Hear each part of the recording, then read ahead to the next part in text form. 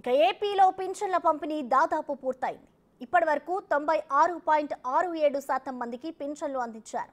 రాష్ట్రంలోని 65,49,864 మందికి గాను ఇప్పటివరకు 63,31,470 మందికి పింఛన్ పంపిణీ పూర్తయింది.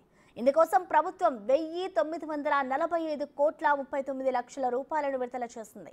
15,13,752 మందికి ఇళ్లకు వెళ్లి ఇవ్వగా మరో 48,17,718 మందికి బ్యాంకు ఖాతాల్లో జమ చేశారు.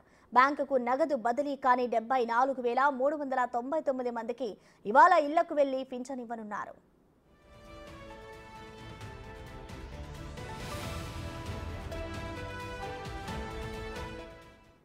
అయితే పింఛన్లు ఇప్పటికే పంపిణీ చేయాల్సి ఉండగా 1వ తేదీ బ్యాంక్ హాలిడే కావడంతో ఆలస్యమైంది.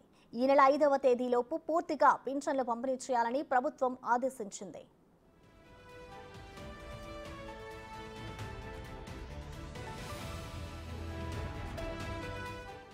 మరోవైపు ఎండ తీవ్రత దృష్ట్యా ఉష్ణోగ్రతలు 46 డిగ్రీలు దాటడంతో ప్రజలు తీవ్ర ఇబ్బందులు ఎదుర్కొంటున్నారు. బ్యాంకుల వద్దకు వెళ్లి గంటల తరబడి క్యూ లైన్లలో పడిగాపులు కాస్తున్నారు. కొన్ని చోట్ల కనీసం తాగునీరు కూడా అందుబాటులో లేకపోవడంతో గొంతు తడారిపోతూ ఇబ్బంది పడుతున్నారు. బ్యాంకులు నిండిపోవడంతో ఎండలోనే వేచి చూడాల్సిన పరిస్థితి నెలకొంది.